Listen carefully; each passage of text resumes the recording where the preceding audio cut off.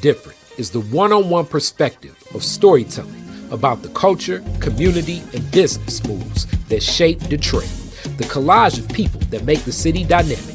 Journey with Detroit is Different to places and meet people that are active in making a story to tell what makes Detroit so different. Where the world's best fresh water runs, fresh ideas, fresh perspectives, and all-around fresh people create the culture we adore. Detroit is different. You're listening to the Detroit is Different podcast network.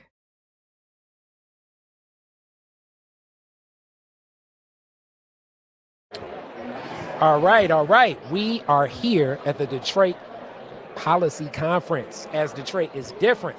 I am with someone that y'all gonna see a whole lot more of, not just this year, but beyond.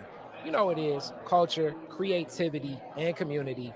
And who better than Bevlove? Bev, how you feeling today? Oh, I'm feeling good. This is super cool. Definitely. So we're going to have a couple different conversations because me and you today are going to interview a lot of people here. The focus of this conference this year is really to talk about how do you attract new talent. That's the conference's theme. The Detroit is Different theme will be more so, how do we keep the people here? Right. Because before we get to like bringing in new people, I'm big on like, let's keep the talent here. You're a person that actually has so much talent, so much love. You also have lived in LA. Mm-hmm. You made that decision to leave again. Yeah. What were the factors that led to you to say, I think it will be some bigger opportunities in LA as opposed to Detroit?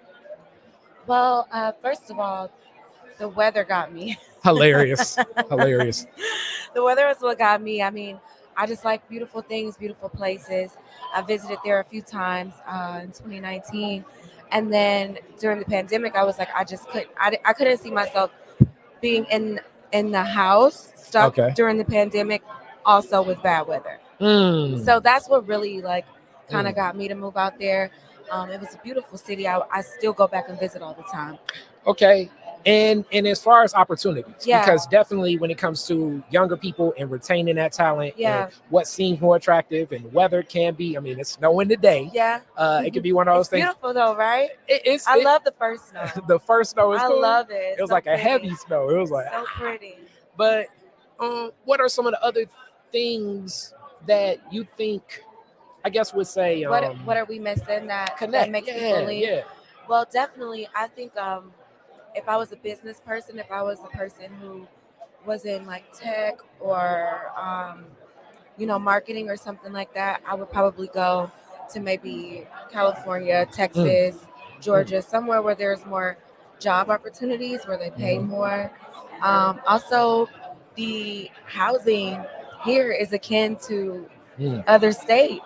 Like a 1-bedroom here in a reasonable place, you're looking at about $1,200, which is about how much you would pay in most states.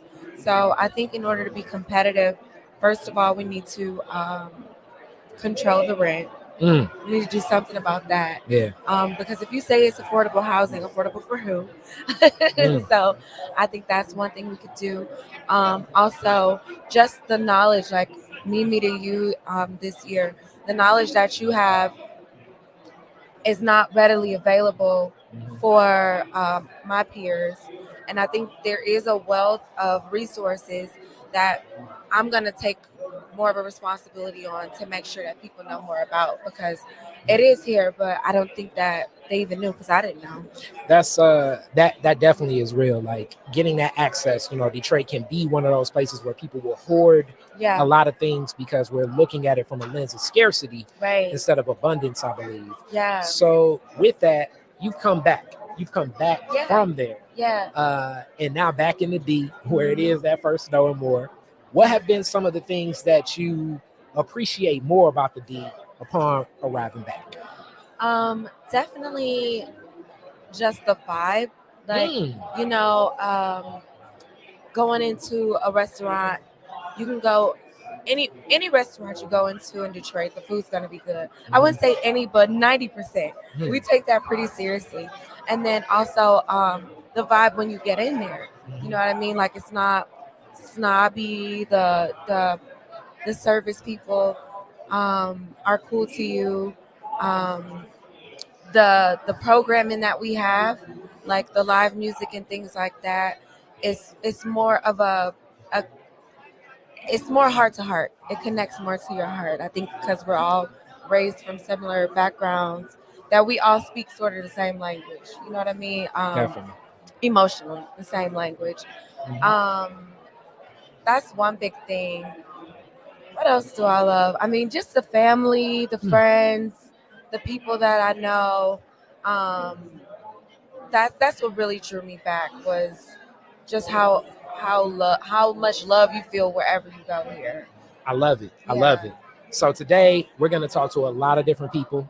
This was the start. I got to introduce you to Bev, most definitely. Y'all going to see more from Bev on Detroit is Different, like I say. Let's get creative. Yeah. I'm looking forward to hearing a lot of these people walking by that I saw, just their take on some of the questions I crafted, because I rolled up a lot of questions. I did what I usually don't do. People be like, can I know what you're going to ask? They going to know a little bit of what we're going to ask. And Bev's going to tackle a lot. I'll tackle a lot. Y'all going to see. Thank you so much for tuning in. We are on it at the policy conference. Shout out to Suzanne and Demarie. Y'all already know we getting active this year. 10 years Detroit is Different. Yeah.